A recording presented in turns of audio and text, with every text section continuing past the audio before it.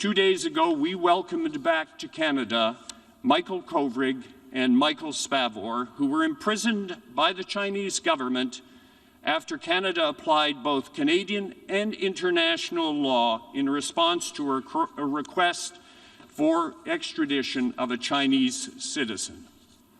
Canada observed the rule of law, and 2 Canadian citizens paid a heavy price for this commitment.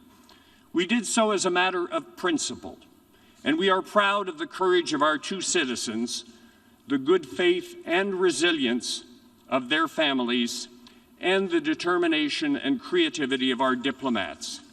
We continue to oppose the way these 2 citizens were treated. And on that, I want to recognize the support of our many international partners in standing with these Canadian citizens, as well as those who helped in developing and signing the Declaration on Arbitrary Detention in State-to-State Relations. Our solidarity in defense of human rights and international law is an important signal.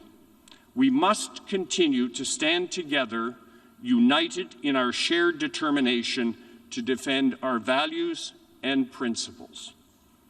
There is a reason respect for human rights is one of the 3 pillars of the United Nations. Canada will never forget this experience and this lesson. We shall continue to press for an end to arbitrary detention wherever and however it occurs.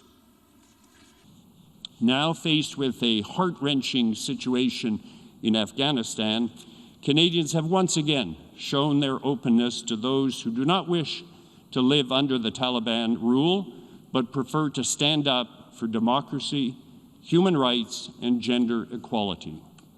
In fact, Canadians overwhelmingly called on us to do more.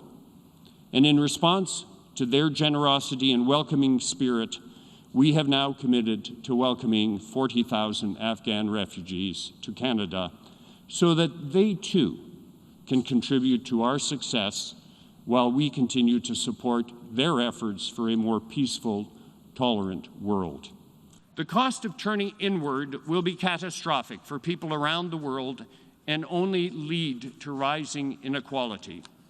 Last year, as all of our governments focused on our domestic response to COVID-19, we moved backwards on meeting some of our sustainable development goals.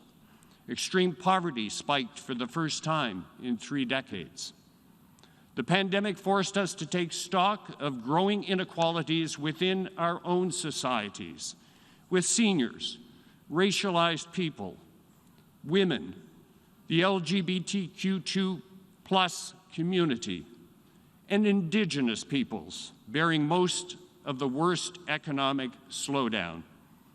The pandemic also fanned racism, anti-Semitism, and Islamophobia, and exacerbated inequalities between countries, with the richest among us having speedy access to vaccines while citizens in poorer countries struggle for their health and well-being.